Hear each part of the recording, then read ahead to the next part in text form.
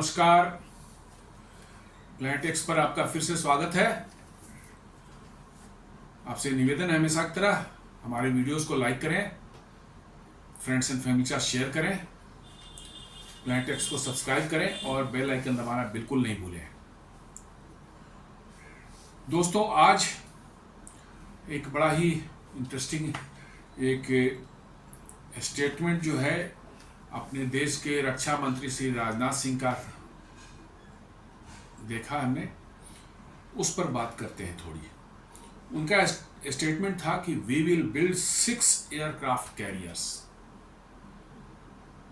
6 aircraft carrier Bharat बनाएगा, ऐसा उन्होंने कहा है। मतलब कि 2 एयरक्राफ्ट कैरियर अभी हमारे पास में है और 4 और बनाने की हम मंशा रखते हैं, या हमारी प्लानिंग है।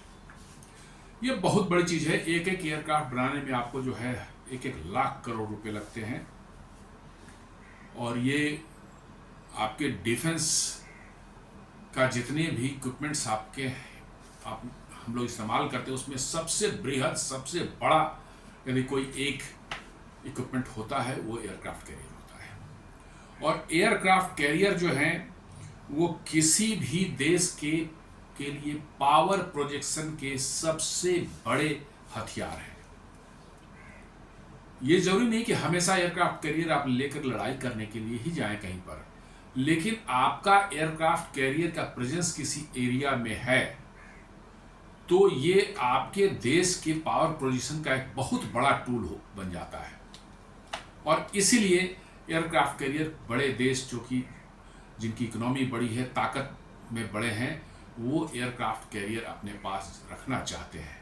हमेशा लड़ाई में इस्तेमाल नहीं होता, लेकिन पावर प्रोजेक्शन को और एक दुनिया बैलेंस बनाए रखने के लिए एयरक्राफ्ट कैरियर जो है एक बहुत ही महत्वपूर्ण मतलब कि जो टूल हो जाता है आज के समय में जो है। जैसा मैंने कहा कि भारत के पास 2 एयरक्राफ्ट कैरियर अभी ऑलरेडी हैं। उनके बारे में यदि हम जान लें संक्षेप में, पहला जो है वो है तो बेसिकली रशियन मेड है। रशिया में उसका उस शिप का नाम था कीव क्लास का, वो है वो उस रशिया में उस शिप का नाम था एडमिरल गोर्शकोव। ये एक कायदे से पूछा जाए तो एयरक्राफ्ट कैरियर नहीं था, लेकिन बहुत भारी भरकम जहाज ये था। और सोवियत यूनियन के बिखरने के बाद जब सारे देश अलग अलग हो गए तो रशिया के लिए मेंटेन करना इसको बहुत मुश्किल हो गया। ये 10 साल तक ये पड़ा रहा जो है किसी शिपयार्ड में बिना इस्तेमाल के जो है, और इसकी स्थिति अच्छी नहीं थी। हालांकि इसकी लाइफ नहीं हुई थी, ये ज़्यादा इस्तेमाल हुआ ही नहीं था। सोवियत यूनियन के टूटने के जस्ट पहले ये तैयार हुआ था। ये बेसिकली एक क्रूजर क्लास का मतलब कि जो है बैटलशिप था, काफ़ी बड़ा, और साइज में एक मीडियम साइज के जो है एयरक्राफ्ट कैरियर के बराबर इसका साइज था। इसी एडमिरल गोर्शकोव को जो है भारत ने रसिया से खरीदा। रसिया ने वैसे कहने को तो ये जहाज फ्री में दिया था, लेकिन साथ में MiG-29 जो है हवाई जहाज जो इससे उड़ेंगे, MiG-29K वाले हवाई जहाज जो उड़ेंगे, वो रसिया से खरीदना था हमें। और इसकी मॉडिफिकेशन जो है, क्योंकि बहुत सालों से पड़ा हुआ था और ये क्रूजर शिप था, एयरक्राफ्ट कैरियर नहीं था, तो इसको एयरक्राफ्ट कैरियर में कन्वर्ट करने के लिए जो है रसिया ने इसमें $700 मिलियन या कुछ मांगा था। हालांकि बाद में बढ़ते बढ़ते वो 2 बिलियन से ऊपर चला गया। रसिया ने थोड़ा इसमें ब्लैकमेलिंग भी की। एनीवे, उस समय हमारे पास कोई चारा नहीं था, क्योंकि हमारा पुराना एयरक्राफ्ट कैरियर INS विराट वो रिटायर होने के भर्ज पर था, रिटायर होने के कगार पर पहुंच चुका था। तो हमें एक एयरक्राफ्ट कैरियर चाहिए था, तो हमें रसिया की बात माननी पड़ी और हमने करीब $2 बिलियन से ऊपर खर्च किया उसके रिफर्बिशिंग पर जो है।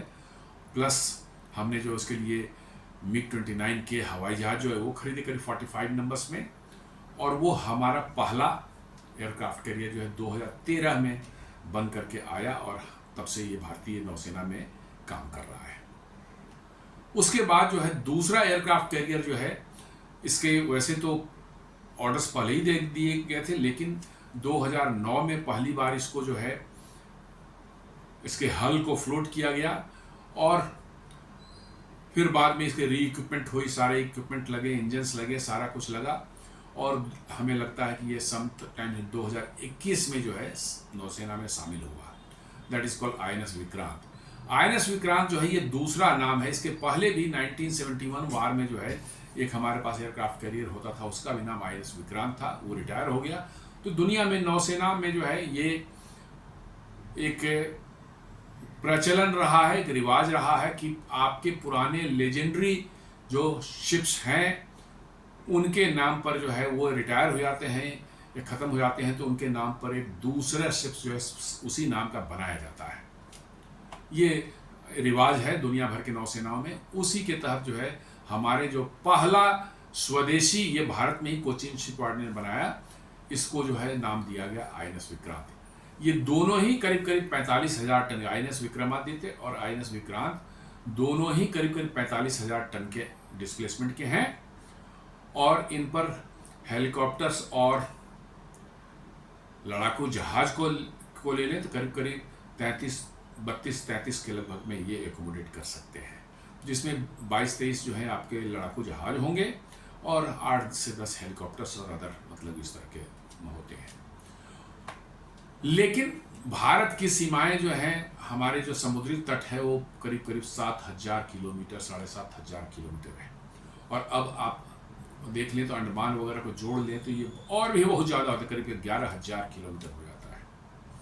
और अंडमान में एक अलग जो है नेवल कमांड जो बनाया जा रहा है, क्योंकि अंडमान के स्ट्रेटजिक इंपॉर्टेंस अब पहले से बहुत ज़्यादा बढ़ गई है। वहाँ में एक डीप वाटर ट्रांसशिपमेंट पोर्ट बना रहे हैं, साथ साथ अंडमान के आसपास के हमारे एक्सक्लूसिव इकोनॉमिक जोन जो है, समुद्री क्षेत्र जो है, उसमें तेल के बहुत बड़े भंडार, बहुत बड़े का मतलब बहुत बड़े भंडार मिलने के बहुत ही अच्छे संकेत मिल चुके हैं।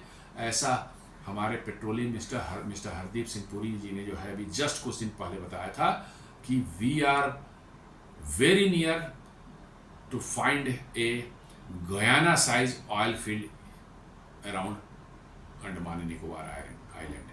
ये इतनी बड़ी एक न्यूज़ थी। तो आपको ये ऑयल फील्ड मिल जाता तो वहाँ इतनी बड़ी मैंने आपकी इकोनॉमिक एक्टिविटी शुरू हो जाएगी अंडमान में, तो वहाँ पर भी बहुत बड़ा एक एयरफोर्स, नेवी और आर्मी का कमांड बनाया जा रहा है अंडमान में। तो आपकी सीमाएं, जो समुद्री सीमाएं बहुत बृहद हो चुकी हैं। तो आपको ऐसा माना जाता है कि 3 से 4 हमारे पास जो है एयरक्राफ्ट कैरियर होने चाहिए, दोनों तट पर, इस पूर्वी और पश्चिमी तट पर होने चाहिए, और एक अंडर मेंटेनेंस या रिपेयर में हमेशा रहेगा। लेकिन अब ये राजनाथ सिंह हमारे जो रक्षा मंत्री हैं, उनके इस बयान के बाद तो लगता है कि भारत ने बहुत बृहद प्लान बना रखा है इस मामले में। उनका कहना है कि हम 1-2 नहीं, तीसरा नहीं, 6 तक बनाएंगे। हमारे पास 6 एयरक्राफ्ट कैरियर होंगे। ये अपने आप में बहुत बड़ी खबर है और ये आपके दुश्मनों के लिए एक बहुत बड़ा एक डेटरेंट होगा, बहुत बड़ा एक मतलब कि जो है उनके लिए मैसेजिंग होगी कि भैया भारत से बच के रहो। राजनाथ सिंह ने कहा कि work on 3rd aircraft carrier to start soon, more to follow, says Rajnath Singh. मतलब 3रा एयरक्राफ्ट कैरियर पर शीघ्र ही काम शुरू होने वाला है और उसके बाद और भी आएंगे। यानी उन्होंने 6 बोला है, तो यानी कि 2 हमारे पास हैं, हम 4 और बनाएंगे। 3rd पर काम शुरू होने वाला है और उसके बाद और भी मतलब पाइपलाइन में है, प्लानिंग में है, जो कि समय पर उन पर भी काम शुरू होगा। ये एक बहुत बड़ी चीज़ है। दुनिया में पावर प्रोजेक्शन करने के लिए, किसी भी देश के को अपना पावर प्रोजेक्शन करने के लिए इससे बड़ा हथियार दुनिया में कोई नहीं है। आपके एयरक्राफ्ट कैरियर जो है न सिर्फ पावर को प्रोजेक्ट करते हैं, बल्कि समटाइम्स जो है वो आपको जब कोई नेचुरल डिसास्टर होता है तो उसमें भी एक बहुत बड़ा रोल निभाते हैं। जैसे अभी 10-15 साल पहले जो है हैती में जो है, हैती जो है एक कैरेबियन में एक आइलैंड है, वहाँ बहुत बड़ा भूकंप आया था, बहुत बड़ा, बहुत बड़ी हानि और क्षति, बड़े जान माल का नुकसान हुआ था। तो अमेरिकन जो है एयरक्राफ्ट कैरियर रोनाल्ड रीगन जो है, यूएसएस रोनाल्ड रीगन, वो उसके तट के पास जाके खड़ा हो गया और उसके डिसैलिनेशन प्लांट से जो है पूरे हैती को जो है शुद्ध पानी, चूंकि सारा वाटर सप्लाई का सिस्टम जो है कोलैप्स हो गया था, तो शुद्ध पानी जो है उस डिसैलिनेशन प्लांट से उस एयरक्राफ्ट कैरियर ने सप्लाई किया और पावर भी सप्लाई किया हैती को, मतलब कि जो है उस इमरजेंसी में वो करने के लिए। तो आप समझ सकते हैं कि कितना मैंने बड़ा रोल निभा सकता है, क्योंकि बहुत बड़े शिप होते हैं इनके पास, इनके पावर जनरेशन कैपेसिटी बहुत ज़्यादा होते हैं, तो ये पावर भी एक छोटे मोटे सिटीज़ को दे सकते हैं। तो पावर एंड वाटर सप्लाई उस क्राइसिस में इसने जो है हैती में सप्लाई किया था। तो जैसा मैंने कहा कि राजनाथ सिंह जी ने कहा कि तीसरे पर काम जल्द शुरू होने वाला है और more will follow, says Rajnath Singh.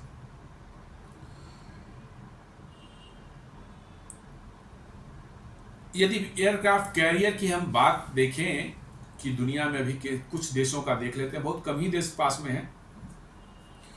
America के पास 11 फंक्शनल जो है एयरक्राफ्ट कैरियर है और 12वां अभी अंडर कंस्ट्रक्शन है। 10 निमिट्ज क्लास के हैं एयरक्राफ्ट कैरियर्स हैं, जो कि 70 के दशक में शुरुआत हुए थे। अंतिम शायद उसका जॉर्ज डब्ल्यू बुश जो है वो शायद 2005 या 6 में बना था, लेकिन सबसे पहला जो आए यूएसएस निमिट जो है वो 70s का बना हुआ है, 70s लेट 70s में मैंने वो कमीशन हुआ था, तो काफ़ी लंबा वक्त हो चुका है उसका। लेकिन बाद वाले उसी क्लास के जो है रोनाल्ड रीगन या यूएसएस एचडब्ल्यू बुश, ये सब जो है बहुत बाद के हैं और उनकी बहुत लाइफ बची हुई है।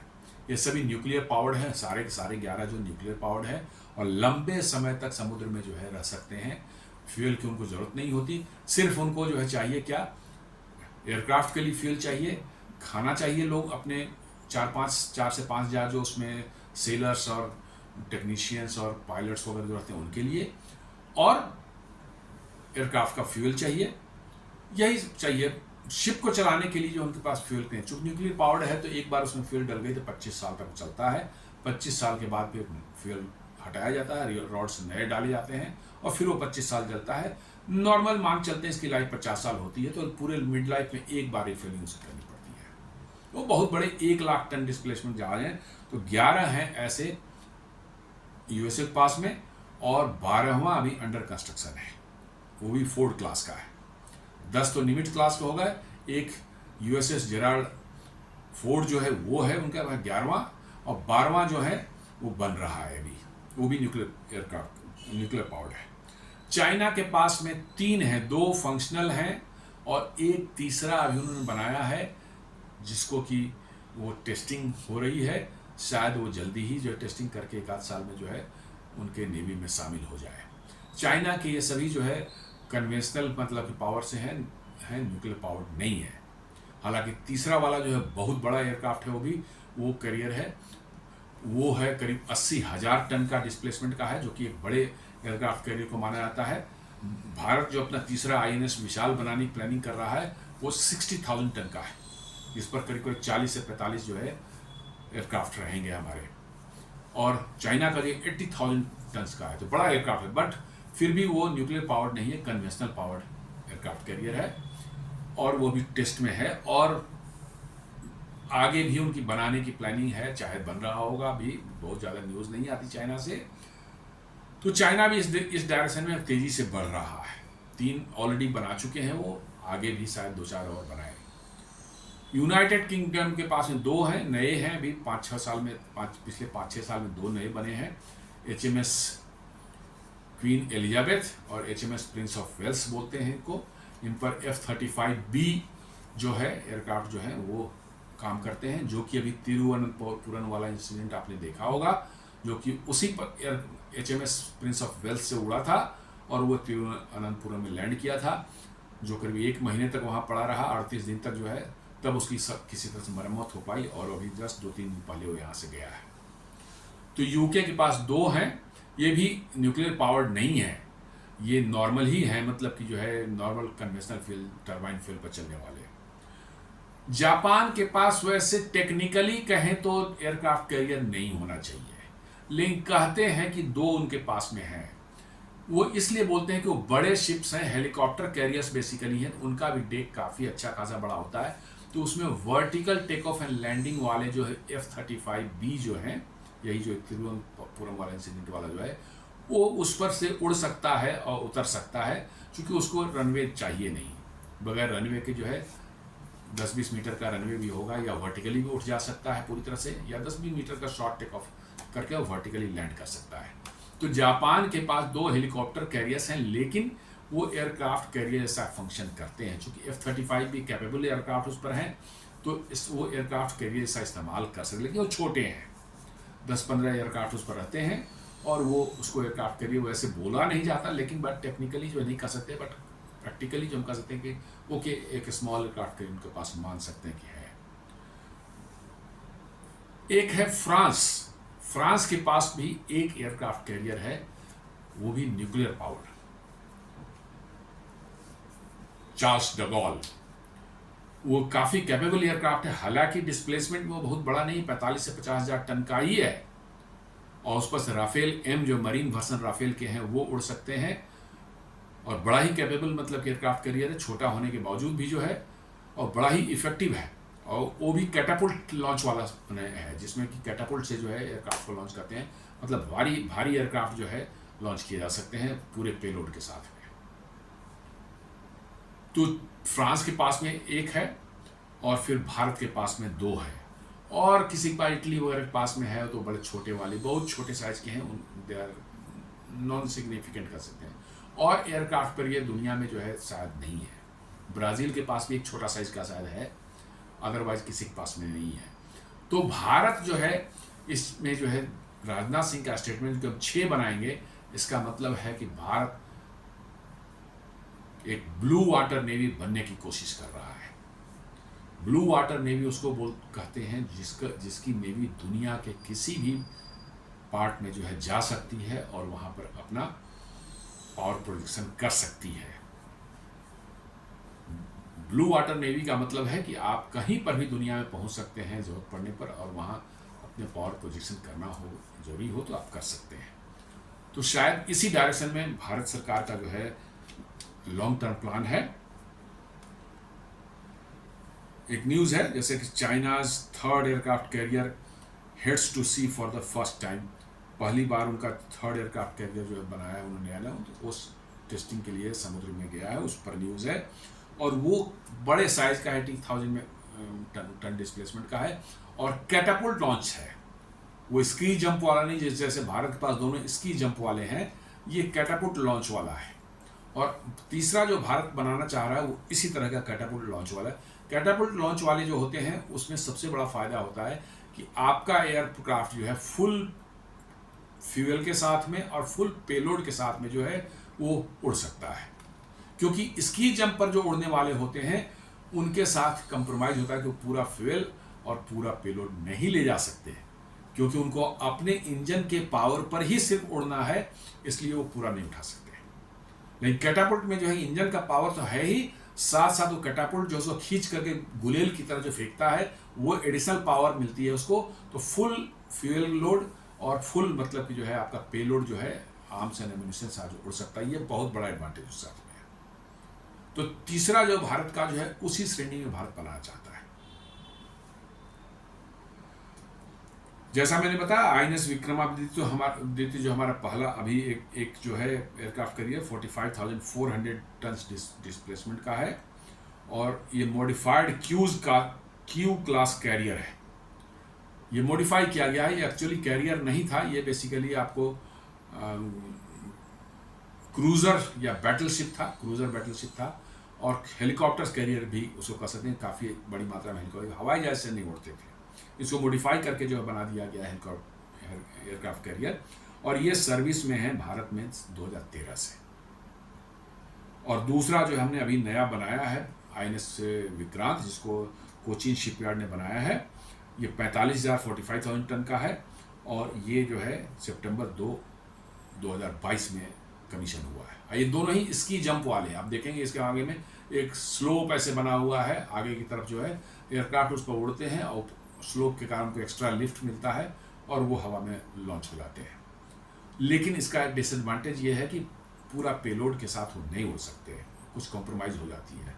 इसलिए तीसरा वाले पर भारत का एक प्लान है कि हम लोग फ्लैट टॉप वाले जो है कैटापुल्ट के साथ जो है, जो कि गुलेल जैसा लॉन्च करता है एयरक्राफ्ट को, जो है वो एयरक्राफ्ट की इंजन की पावर साथ साथ कैटापुल्ट की पावर जो है वो दोनों मिल करके इतनी स्पीड दे देते हैं एयरक्राफ्ट को जो है कि उसको लिफ्ट मिल जाती है, वो फुल पेलोड के साथ उड़ सकता है।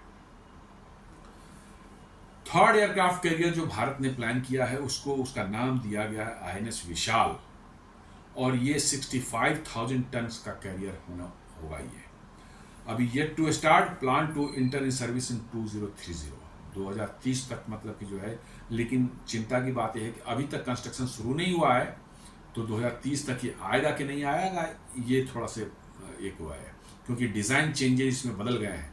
यदि INS विक्रांत कैटेगरी का दोबारा रिपीट ऑर्डर देते तो शायद आपका जो है 5 से 6 साल में बन जाता, लेकिन ये बिल्कुल नया न्यू डिज़ाइन का होगा, कैटापुल्ट वाला एयरक्राफ्ट कैरियर होगा, तो इसको बनाने में थोड़ा वक्त लगेगा, क्योंकि डिज़ाइन चेंजेज आने के बाद आपकी सारी मशीनरी बदल जाती है, आपके सप्लाई चेन बदल जाता है, तो आपको जो है वक्त ज़्यादा लग सकता है। बट प्लान किया गया 2030 तक। ये भी कन्वेंशनली पावर्ड है, ये न्यूक्लियर पावर्ड नहीं होगा।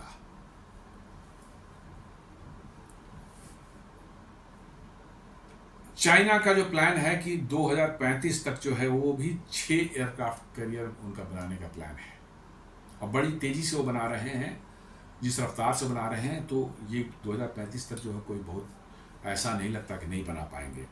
तो इसलिए भारत, हमें लगता है कि भारत ने भी उसको ध्यान में रखते हुए जो है 6 एयरक्राफ्ट कैरियर का प्लान किया है, शायद चाइना को काउंटर करने के लिए है, क्योंकि वो चाइना एक बहुत बड़ा एडवर्सरी है, जो कि अब इंडियन ओशियन रीजन में जो है आपके लिए खतरा बनता जा रहा है।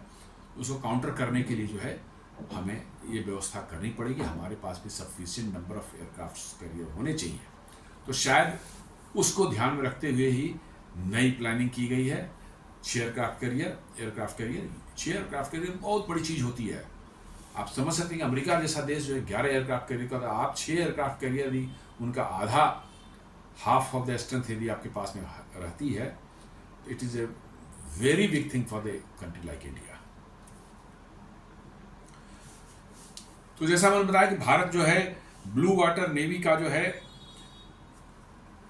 एक इरादा रखता है अपने आप को बनाने का।